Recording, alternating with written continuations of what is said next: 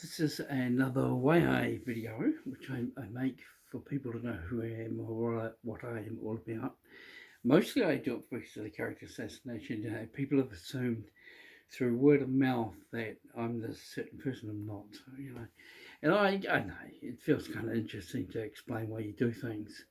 So in this particular one, I'd like to explain why I cycle a lot. And I was a few years ago, I was doing four. I was going 4 times a day. What was it like? 8 o'clock in the morning, 10 o'clock, 8 o'clock, 11 o'clock, 2 o'clock, I think, and 4 o'clock. Kind of like that. All spread out. When I was 3 years old, some accident, we don't know what it was, happened to my ankle. My ankle broke in three places. And your ankle bone is very small, so it broke in three places as a 3-year-old child. When they set my leg back, they didn't. You're supposed to go back 3 months later or something to check your leg, and they didn't, because back then they didn't do that. And they set my leg, one leg about that much shorter than the other leg. I think the therapist said it was about an inch or something. And he said when I bend over, you can actually see the tilt of my hip. It's that bad. When he did it, he said to me, I was talking about my back, and he said, go walk over there. And it was quite a distance. And then he said, stop, now bend over. And I bent over, and he said, oh, you've broken your back, you've broken a leg. And I said, what do you, and I turned around and I said, yes, I did when I was 3. And they said, well, they set it wrong, and your leg's shorter than the other. So if one leg's shorter than the other, then the hips are tilted. And the doctor told me to stop my spine bending with the tilt in the hip, to keep as much muscle on each side of my spine to keep it compressed so that the spine would be as straight as possible. By the time they figured this out, I was 18 years old, and the spinal damage was too great to fix. Like if they put a step in my shoe, it would have risen my leg up, which a lot of people had that in school, but it would have straightened my spine up, but the discs were already bent, they're already worn out. So it would have really wrecked my spine, probably would have crippled me on this at 18 years old. So he said, we can't do anything now. They said I would be in a wheelchair 14 years ago, 15, about 15 years ago.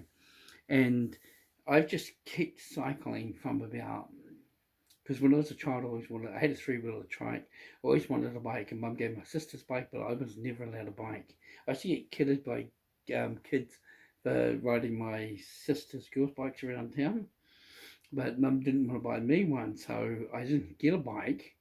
And when I got a job and at Kinley's at 18, I went and brought a bike, and then I brought another bike, and then I brought a Peugeot racing bike, and I used to cycle out to Mangakino and places like that. And the whole idea was to build up that muscle on both sides of my spine because I wanted to be crippled.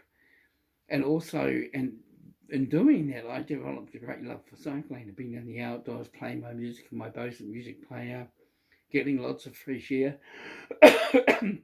and which must have been good for my lungs because I was smoking back then.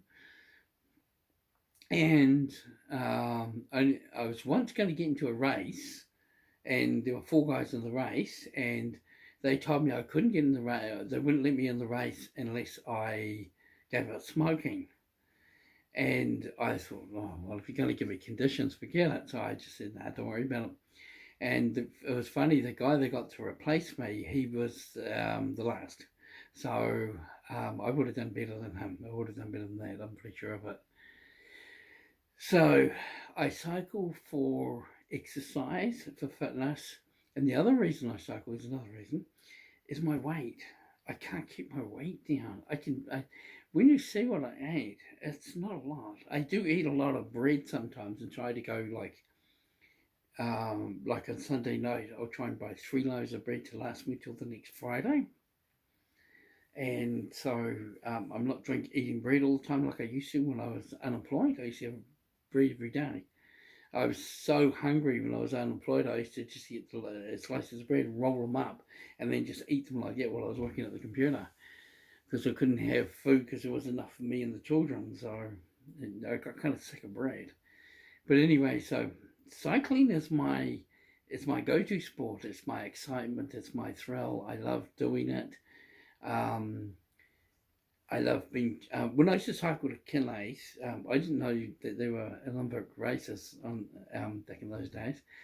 But I used to cycle to Kinleys on the cycle track they've got. It's I think it's 5 kilometres long or something. It's quite a distance, and I'd be up all to Kinleys and I'd be hurling it as fast as I could. And all I did, my goal was every time someone was in front of me, I had to overtake that person. Then when I overtook that person, then regardless of who they were. Yeah, it wasn't until afterwards I found out that a bunch of them were actually competed in the Olympics and stuff and trial racing all around the country. So I was actually racing with some of the best, and I was overtaking them or keeping up and then overtaking them. I wouldn't give up chasing the person until I'd overtaken them. They must have thought I was a real joke because they were all in their, what do you call it, their fancy, expensive cycling gear, and I was just in a pair of shorts and a singlet.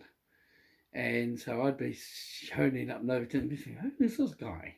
And no one ever offered me to join a racing club or anything, so I just carried on doing that. But in my spare time, like after work, I'd come home, drop all my gear off at home, jump on my bike, and ride all the way to Whakamaru or to Mangakino, which is quite a distance, or to Arapuni. I love going to Arapuni. And when I did my 40-day fast, I did a 40-day fast, and on my 39th day, I think it was, I went out to Jones Landing on my bike. That was a long way, and that was tiring. When I got home, I actually had to stop in Elizabeth Drive here because I had no energy, because I hadn't eaten solids for so long. I just drank in water, and so I didn't have any, I wasn't replacing it with anything. Um, I love cycling. I am a vegetarian mostly. I don't eat meat at all. I don't touch meat, but sometimes I do eat cheese and fish. I have been constantly told that if you are vegetarian, you have no energy.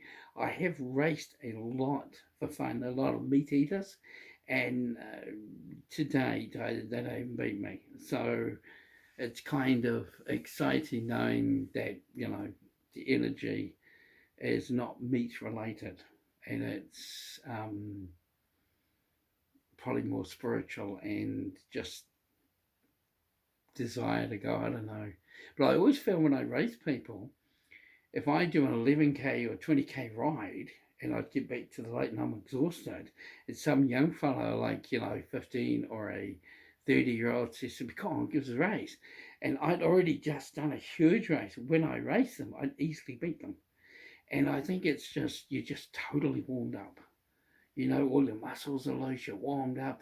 And then someone who's probably cold challenges you. If they'd done the same thing as I would, they might have either beaten me or come alongside me, equaled me. So I was just better prepared for it. But when you finish a race and you get to the lake, you're panting, you're covered in sweat, you look exhausted. But what they don't realize is how you feel. And so when they make challenge you just thrash them. And they're like, just trying to figure out how come you challenge, how come you beat them? They can't quite figure it out. But I cycle mainly for my back. I don't want my back to, I don't want to be in a wheelchair. So I want to try and use my legs as long as I can. And I think I've broken all the records. So that I've wiped out what the therapist, the physiotherapist, and the doctor said that 17 years ago I'd be in a wheelchair, and I'm not. I haven't been, and I'd be crippled, and I haven't. So I get sore back, and I get that nerve. My neighbour's wife gets it. Where you get the nerve pinch and then your limp for ages because it really, really hurts. I get that, and that's something else. Every time your foot hits the ground, you're in pure agony. So I cycle for fun. I cycle for to keep the muscle up. Remember, I cycle, I come home, I do weights, and then I do martial arts. So this keeps the arms moving, and then the chest and the body, and the other one is keeping the weight off. I have discovered that when I put on a certain amount of weight, my back really starts hurting a lot. And As soon as I take that weight off from cycling or exercise, the pain starts going away. So, but the only way I can lose weight, I've discovered, is either by fasting. I did a 40-day fast. At the end of the 40-day fast, I had a pot tummy. I didn't lose it on my stomach. I lost it on my shoulders, my arms, my legs, and my stomach went down to probably maybe halfway, but there was still a pot tummy there. So this after 40 days. So if I fasted any longer, I would have started, my body would start eating muscle away, because that's what it does to stay alive. It eats the muscle away, and that's why we see people who are really starved badly, they're so thin and they've got no muscle.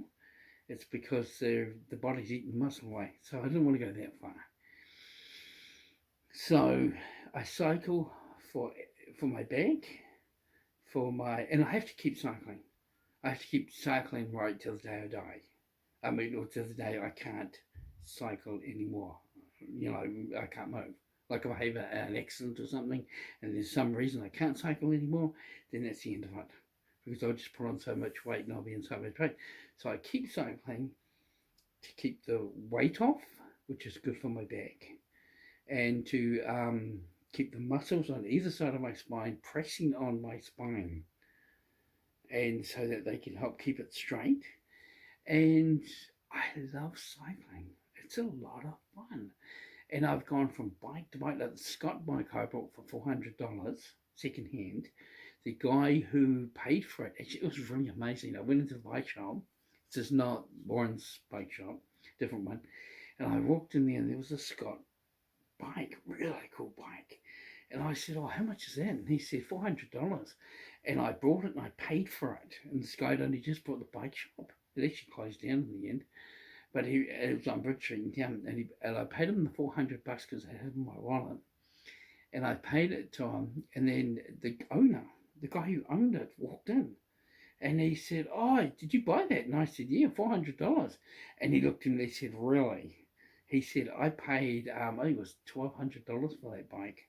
And I said, "Really?" And he said, "Yeah, my son couldn't use it anymore, so I brought it in here and resold it back to the shop." And yeah, so the owner didn't realize its value. It was in mint condition, so he could have sold it for like 800-900 easily, and I got it for 4. So I was very happy. And I gave that one away to Colin because he was having trouble with his back, Colin McLean, and with his leg. I thought the bike might help him. And then I brought the AR1 Giant Contend bike, and that bike's fast. I mean, in the videos they go on, the wheels are too heavy, the bike frame was too heavy, it's too slow. I could hoon on that bike. And when they got about the weight of the bike, if you're on a downhill of any sort, then the weight becomes an asset. Going uphill, it's an asset for your legs. It gives you that extra power. You've got more weight to go up. That's why people put weights in the bag. Went past a guy going around the lake and he had weights in a bag and he was jogging. That's why you do it. Chuck Norris used to do sit-ups on a plank on a 45-degree angle. He used to do sit-ups with, I think it was 45 kgs in a bag. On his chest. He used to put it on his chest and then do sit-ups. So adding the extra weight is an asset. So if your bike's heavy going up hills, and you're doing that extra amount, I think it's 10 kgs my bike. So if the other ones are like 5 kgs, then that's an extra 5 kgs in weight that's pulling up my legs. And downhill, that weight becomes a real asset because of gravity, and it makes me go faster. So, and whereas if you had a lighter bike, you have to try harder. So I love having a bike. So I love cycling. It's my go-to sport. It's exciting. It's thrilling. It's wonderful having a challenge, but you know, it's just a lot of fun. And I like spending money on my bike to get it fixed up and done. Recently, the cable on the gears broke, and I could have fixed it myself. And I thought, well, I fixed it myself or not? And I thought, well, I'll take it into the bike shop. And not Warren wasn't the young guy was there.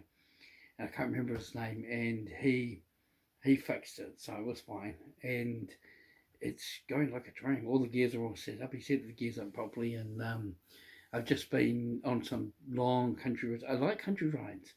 The long country rides are like, I'm not sure why, but they're really fulfilling, and I think better. And often I take it. I'd stop, get off my bike, and write something on my bike I thought would come to mind. I'd write on my cell phone and my notepad on my cell phone, and then I'd carry on cycling again. And I always play my music all the way around. So I cycle for health, lungs. Oh, stamina. That's the other reason. Stamina. Warren mentioned this recently from South Waikato Bicycles, and he said, oh, about a year ago, he said it to me. He said when he stopped, he cycled, and when he stopped cycling for about oh, a month, 2 months. He said when he got on the bike, it was like, and I find that if I don't cycle for a week or a week and a half, I'm always panting like crazy. So I've always been like that though, probably from smoking.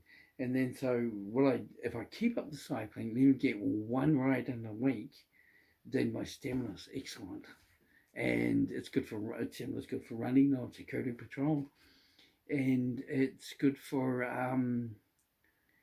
just good to know that you've got good breathing. It's healthy. And with COVID, they get people who had bad breathing. They reckon they got sick, so or the flu or some kind of sickness, anything has to do with lungs. So yeah, so I cycle for those reasons. I love cycling, and I will cycle as long as I absolutely can cycle, and yeah, it's fun. Yeah.